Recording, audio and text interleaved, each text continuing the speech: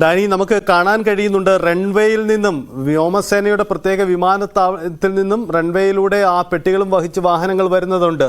അത് ഉടൻ തന്നെ ഈ പുറത്തേക്ക് കൊണ്ടുവരും അല്ലേ?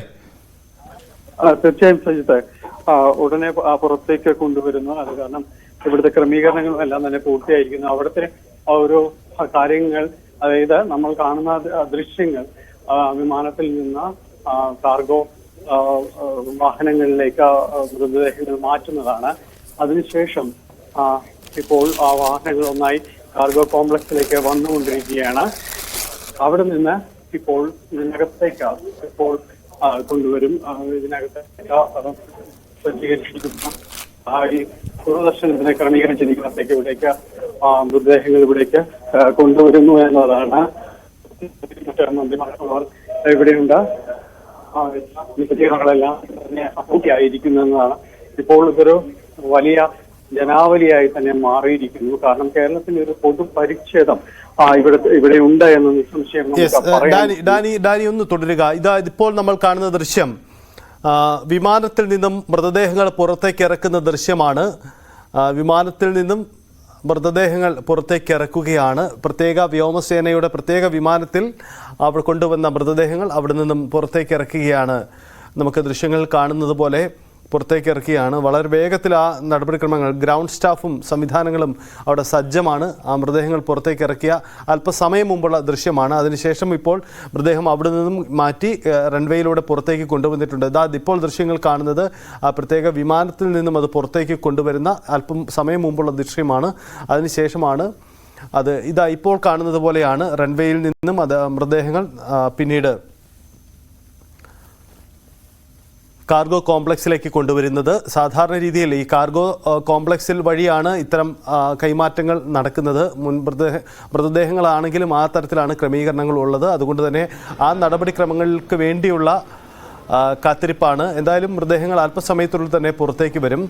വിദേശ രാജ്യങ്ങളിൽ നിന്നും സ്വാഭാവികമായും കടന്നു വരുമ്പോൾ ചില നടപടിക്രമങ്ങളുണ്ട്. പക്ഷേ ഇവിടെ അതൊന്നും അത്ര കണ്ട് ബാധകമാവില്ല. കാരണം അവർക്ക് ഏറ്റവും വേഗത്തിൽ മൃതദേഹം നാട്ടിലെത്തിക്കാനുള്ള നടപടികൾ ഒരുക്കേണ്ടതുണ്ട്. അതുകൊണ്ട് തന്നെ അത് വേഗത്തിൽ നടക്കുമെന്നാണ് പ്രതീക്ഷിക്കുന്നത്.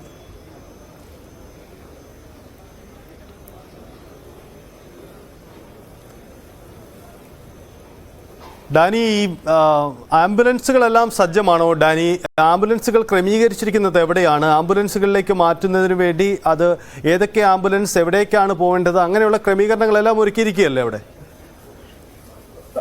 സജിത്ത്, ആ ഒരുക്കങ്ങളെല്ലാം തന്നെ വളരെ നേരത്തെ തന്നെ അതുമായി ബന്ധപ്പെട്ടുകൊണ്ട് പൂർത്തീകരിച്ചിരുന്നു. കാരണം ഇത് നേരത്തെ തന്നെ നോർക്കയുമായി ബന്ധപ്പെട്ടുകൊണ്ട് ഇത്തരം സംവിധാനങ്ങൾ ആർക്ക് എവിടേക്കെല്ലാം തന്നെ പോകണം എന്നുള്ളതിനെ കുറിച്ചും അതോടൊപ്പം തന്നെ ഈ വാഹനങ്ങളിലേക്ക് പോകുമ്പോൾ കൃത്യമായ റൂട്ട് അതായത് പോലീസ് സ്റ്റേഷൻ വഴി അത് റൂട്ട് ഉറപ്പിച്ചത്, അതാണ് പൈലറ്റ് വാഹനങ്ങളുടെ കാര്യം അടക്കം സൂചിപ്പിച്ചത്. അതാണ് പൈലറ്റ് വാഹനങ്ങളടക്കം സജ്ജമാക്കിയതും അതുകൊണ്ട് തന്നെയാണ്. അത്തരം ക്രമീകരണങ്ങൾ ഓരോ ആംബുലൻസിനും ഓരോ പൈലറ്റ് വാഹനമുണ്ടാകും എന്ന് വ്യക്തമായിട്ട് തന്നെ നിർദ്ദേശിച്ചിട്ടുണ്ട്. മലയാളികളായ 23 പേരുടെ വീട്ടിലേക്കും ഈ രീതിയിൽ തന്നെയാണ് ക്രമീകരണങ്ങൾ ചെയ്തിരിക്കുന്നത്. അതോടൊപ്പം തന്നെ അത് സംസ്ഥാനത്തിന് അകത്തുള്ള കാര്യങ്ങൾ, പുറത്തേക്കുള്ള കാര്യങ്ങൾ തമിഴ്നാട്ടിലേക്കുള്ളത് തമിഴ്നാട് സർക്കാർ തന്നെ, തമിഴ്നാട് ഒരു മന്ത്രി തന്നെ ഇവിടെ നേരിട്ട് എത്തിയിട്ടുണ്ട്. അദ്ദേഹമാണ് ഇത്തരം കാര്യങ്ങളുടെ ഒരു ചുമതല ഏകോപിപ്പിക്കുന്നത്. തമിഴ്നാട്ടിൽ നിന്നുള്ള ആംബുലൻസുകൾ ഇവിടേക്ക് വന്നിട്ടുണ്ട്. അതിലായിരിക്കും കൊണ്ടുപോകുന്നത്, മൃതദേഹങ്ങൾ കൊണ്ടുപോകുന്നത്.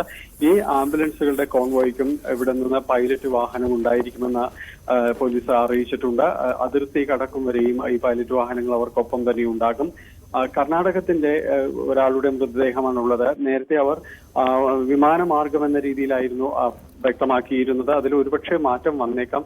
കാരണം ഇപ്പോൾ അത് ആംബുലൻസിൽ തന്നെ ആകും എന്നുള്ള ഒരു സൂചനകളുണ്ട്. മന്ത്രി കെ രാജനും അത്തരം കാര്യങ്ങൾ സൂചിപ്പിച്ചിരുന്നു. അങ്ങനെയാണെങ്കിൽ കൂടിയും അതിനുവേണ്ട സജ്ജീകരണങ്ങളും സംസ്ഥാന സർക്കാർ പൂർത്തീകരിച്ചിട്ടുണ്ട്.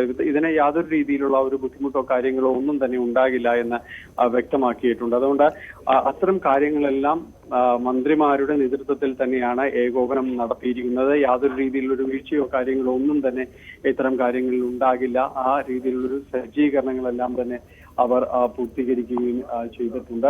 എന്തായാലും ഈ കാര്യങ്ങളിൽ ഇന്ന് തുടക്കം മുതൽ തന്നെ മന്ത്രിമാരുടെ അടക്കം നേതൃത്വത്തിൽ കാര്യങ്ങൾ ചെയ്യുന്നുണ്ട്. ഇവരെല്ലാവരും തന്നെയും കഴിഞ്ഞ ദിവസം മുതൽ തന്നെ ഇവിടെ ക്യാമ്പ് ചെയ്തുകൊണ്ട് തന്നെയാണ് കാര്യങ്ങൾ ഏകോപിപ്പിക്കുന്നത്. മന്ത്രി വീണ ജോർജിന്റെ യാത്ര ഇന്നലെ മുടങ്ങിയെങ്കിൽ കൂടിയും അവർ ഇവിടെ ഉണ്ടായിരുന്നു.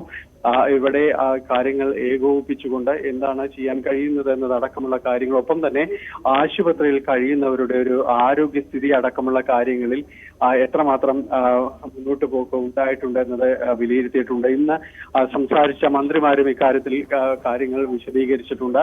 അവരുടെ ആരോഗ്യസ്ഥിതി ആശുപത്രിയിൽ കഴിയുന്നവരുടെ മെച്ചപ്പെടുകയാണ് എന്ന നല്ല വാർത്തകളുണ്ട് എന്നാണ് അവർ സൂചിപ്പിച്ചത്. അവരുടെ ആരോഗ്യസ്ഥിതിയിൽ ഏതെങ്കിലും രീതിയിൽ തുടർ ചികിത്സകൾ അവിടെ ആയിരിക്കും. ഏതെങ്കിലും രീതിയിൽ അവർക്ക് നാട്ടിലേക്ക് മടങ്ങി വരേണ്ട സാഹചര്യം ഉണ്ടാകുന്നുണ്ടെങ്കിൽ അവരെ നാട്ടിലേക്ക് എത്തിക്കാനും സംസ്ഥാന സർക്കാർ തന്നെ മുൻകൈ എടുക്കുമെന്നും മന്ത്രിമാർ സൂചിപ്പിക്കുകയുണ്ടായി.